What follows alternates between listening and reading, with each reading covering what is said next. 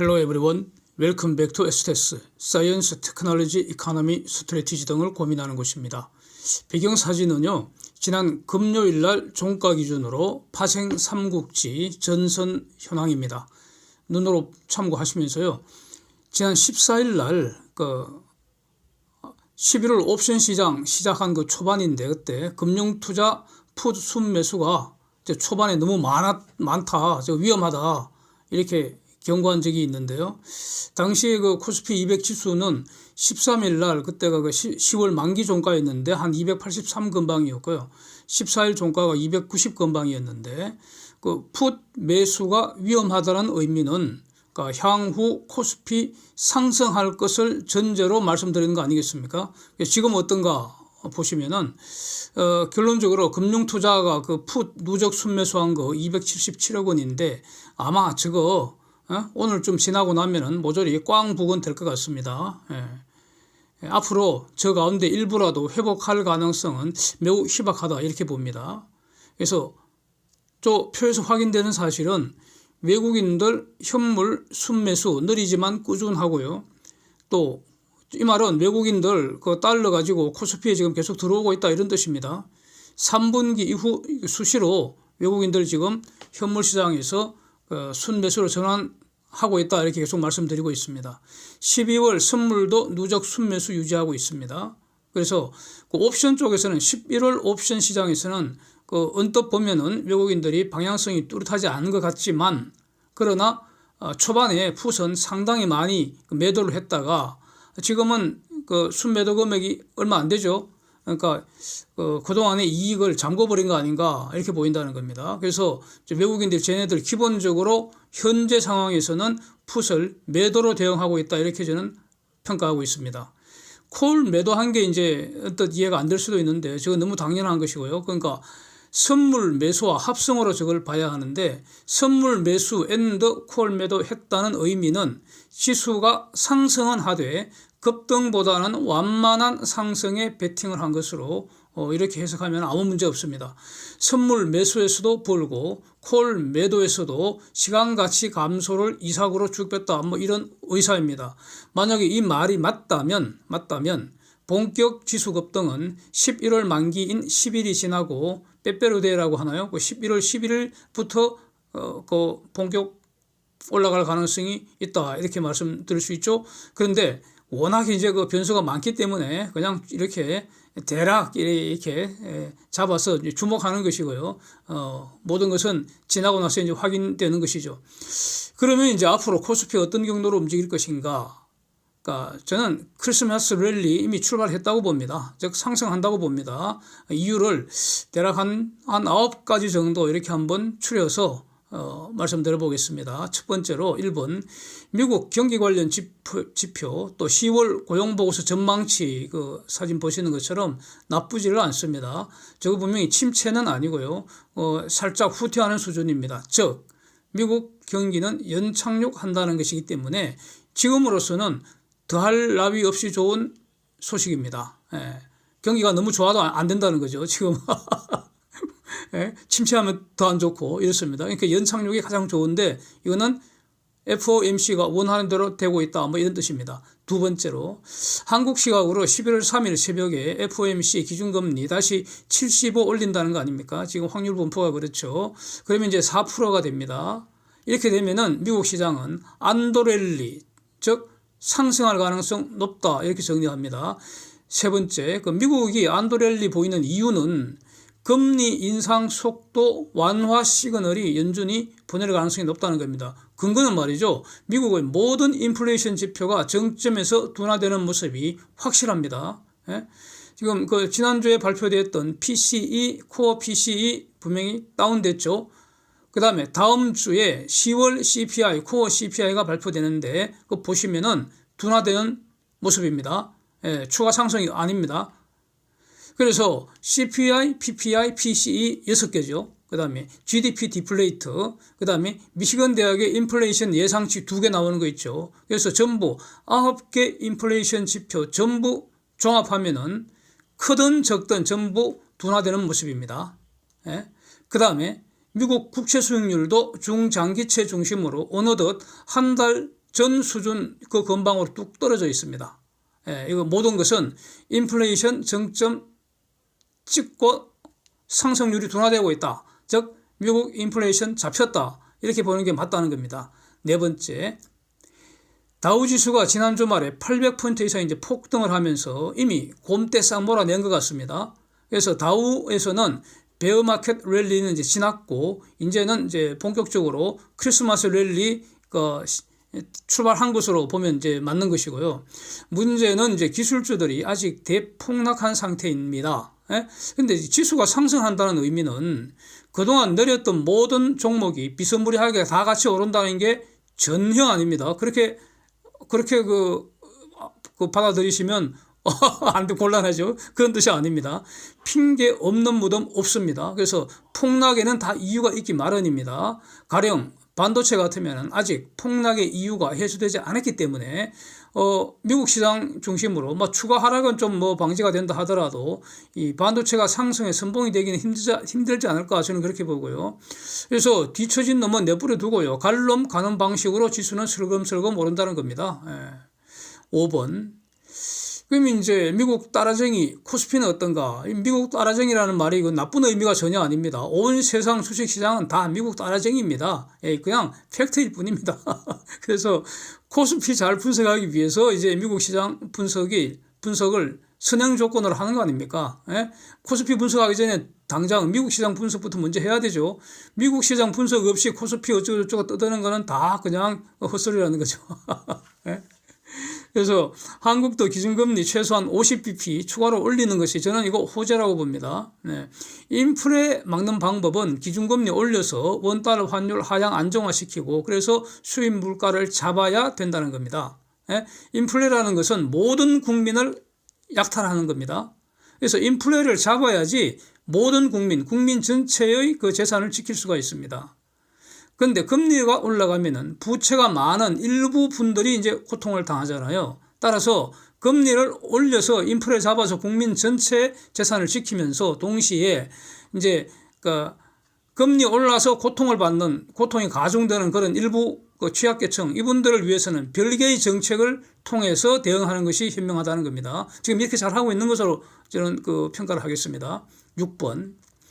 한국의 CPI, PPI도 정점을 지난 것으로 저는 판단을 합니다. 다만 미국처럼 정점 여부가 지금 뚜렷하지는 않습니다.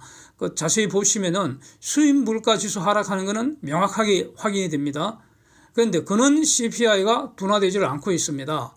그래서 그 원인이 뭔가 품목별로 지금 한국은행이 발표한 것이 있는데 CPI니까 통계청이겠죠. 통계청이 발표한 게 있는데. 그러니까 전기, 가스료 계속 오르고 있죠. 그 다음에 음식 있잖아요. 외식하는 거, 음식 숙박. 그러니까 그 다음에 이제 서비스 분야, 이게 지금 상승이 끊기질 않고 있습니다. 그러면서 확인이 됩니다. 다른 거 농수산물, 축산물, 그 다음에 공업제품 이런 거 다 지금 하락하고 있습니다. 그래서 여기서 이제 구체적으로 보면 전기료 점진적으로 인상하는 거 이건 불가피하다고 생각합니다. 참 안타깝지만 그래서 전기료 앞으로 계속 오르는 것은 물가 잡는데 부담으로 남을 것 같습니다. 그래서 이제 이건 볼수록 화가 나는 게 엽기적 도적 마귀 정권 문재인 도적대가 저지른 탈원전, 태양광, 풍력, 사기 도적질 요 피해를 지금 온 국민이 부담하는 거 아닌가 이렇게 평가가 되고요. 그래서 그 도적대들 모조리 처단하고 도적질한 돈 전부 환수해야 한다고 보고요. 다만 이제 정부가 내년 3월까지 한시적으로 가스 수입 관세 완전히 없애버려서 가스료 가구당 팍 낮추는 정책을 지금 실시한다는 것이죠. 요건 이런 건 잘하는 것이라고 봐야 되지 않겠습니까? 그래서 가스료 잡히면은 전체적으로 그는 CPI도 지나면서 잡히지 않을까 이렇게 기대를 하겠습니다. 기대. 그리고 또 재밌는 어처구니 없는 사건인데 한번 보시죠. 사진. 포장회 사기 사건이라고 제가 이름을 붙였는데 포장 고객한테 바가지 덮어 씌웠다는 것인데 본질은 사기라고 생각합니다. 속초 중앙시장에서 아마 설악산 여행 가셨겠죠. 저도 속초 설악산 가면은 속초 중앙시장 자주 들리는데 그래서 회를 포장 주문해서 예? 숙소에서 이제 먹으려고 열어봤더니 저렇다는 겁니다. 막 회 한 점당 대략 한 5천 원 정도 할 것 같습니다. 예? 외식값이 확실히 많이 오른 것은 맞는데 지금 확실히 심해도 너무 심한 것 같습니다. 아마도 손님이 없으니까 가끔 오는 분한테 뜨내기 손님한테 바가지 덮어 씌운 것 같습니다. 장사가 잘 된다면 굳이 저렇게 안 할 거 아닙니까? 장사가 안 된다는 반증 아니겠습니까? 그러니까 국내 경기 어렵다는 뜻이죠. 그렇게 보입니다. 7번 연말 미국 기준금리 4.25 또는 4.5% 가능성이 지금 높은데 아무래도 4.5% 될 가능성이 조금 더 높은 것 같습니다. 이거는 지난 9월 달 그 FOMC 점도표에서 말하는 것이니까 새로운 건 아니고요.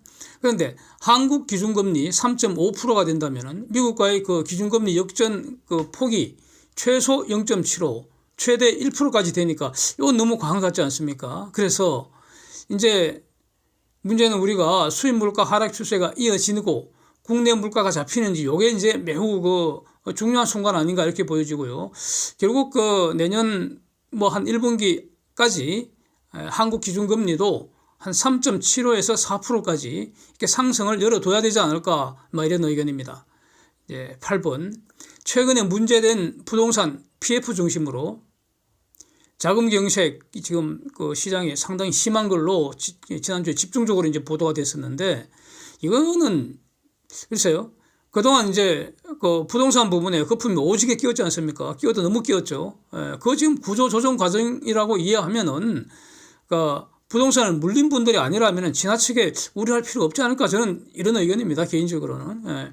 금리가 지금 상승하는 그런 그 상황이기 때문에 저등급 회사채 그다음에 거품이 많이 끼인 부분에 당연히 추가 자금 투입 안 하려고 하겠죠. 너무 당연한 거 아닙니까? 거기에 자금을 투입했던 것들은 다 회수하려고 그러겠죠. 그 과정인 거죠. 시장이 바보가 아닌데 지금 부동산이나 그 거품 끼인 부분에 추가 자금 투입할 사람이 있겠습니까? 당연히 없는 거죠. 그러니까 그 경색 되니까 힘들어지는 것이고요. 지금 힘들어지는 건 뭐 당연하지 않겠습니까? 돈이 없는 것이 아니고요. 위험한 곳을 피하려는 그런 어떤 그 당연한 반응이지 않겠습니까? 지금 만약에 이제 뒤돌아본다면은 가령 대략 한 1년 여 전에 LNGC 등의 선박 그 PF 투자를 했다면 프로젝트 파이낸싱 그 투자를 했다면 지금 대박 실현을 앞두고 있지 않겠습니까? 제가 그 뭐 지난 연말 이런 경우에도 선박 프로젝트 파이낸싱 이거 할 필요 있다고 계속 말씀드린 걸로 저는 기억하고 있습니다.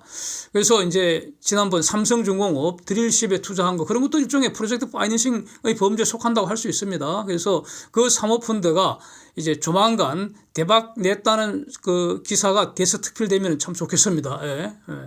이제 마지막 9번째 한번 보면은 유로존 물가는요 보시는 것처럼 그 정점 부근에서 지금 정체되는 거 아닌가 싶습니다. 그러니까 아직 정점을 찍고 하락하는 둔화되는 모습은 아직 볼 수가 없고요. 정점을 형성하는 것으로 보이고요. 지금 ECB 유럽 중앙은행인 유로 중앙은행이죠. ECB는 기준금리 지금 매월 75bp 속도를 계속 올리고 있습니다. 그래서 어느덧 2%가 됐습니다. 0%에서 2%로 딱 올라온 거죠. 그런데 일본은 물가가 지금 지속적으로 오르고 있고요. 일본 물가 상승 속도가 점점 가팔라지고 있습니다. 지금 계속 오르고 있습니다. 그런데도 일본 은행은 마이너스 0.1% 마이너스 금리 고집하고 있고요. 이전 그 일본 영상에서 본 것처럼 그 10년물 국채 수익률을 그 0.25%에서 고정시키기 위해서 계속 엔을 프린트하고 있습니다. 그래서 과연 저 엔화가 쓰레기가 되어버리는지 장차 매우 지금 주목되는 상황입니다. 그런데 한국의 물가는 잡히는 것으로 보이고요. 그리고 한국은행은 기준금리를 추가로 인상할 여력이 있다고 저는 판단합니다. 그래서 그렇다면은 경제 펀더멘털은 한국이 일본보다 지금 더 강한 거 아닌가 이렇게 보여진다는 겁니다. 그래서 이제 코스피는 결국 미국 시장 따라갈 수밖에 없는데 뭐 온 세상이 다 미국 시장 따라가니까요. 지금 한국에도 지금 아주 단기적으로 보면은 그 인플레이션 우려도 여전하고 또 그 일부 그 부동산이나 이런 일부 거품 끼인 부분에 자금 경색도 있고 이런 온갖 근심이 이제 많은 것 같지만 그러나 근심의 벽을 타고 저는 오를 것이라는 겁니다. 그래서 금융투자의 풋 매수는 저거 모조리 꽝 될 거라는 겁니다. 그래서 그렇다면 이제 과연 어느 놈이 앞에서 상승장을 끌고 갈 것인가, 이제 요게 이제 쟁점인데 이걸 잘 판단해야겠죠. 그래서 이걸 뭐 미리 말한다는 거 너무 힘들죠. 뭐 누구나 다 이제 심장하고 계시겠죠. 다 선수들이니까. 그런데 미리 말하기 곤란하다면은 확인하고 들어가도 되지 않을까 싶습니다. 뭐 한 늦어도 11월 10일까지는 뭔가 지금 그 다음 주도 종목들 이런 것들이 확 눈에 띄지 않겠습니까? 뭐 이렇게 정리해 보겠습니다. Thanks for watching. See you next.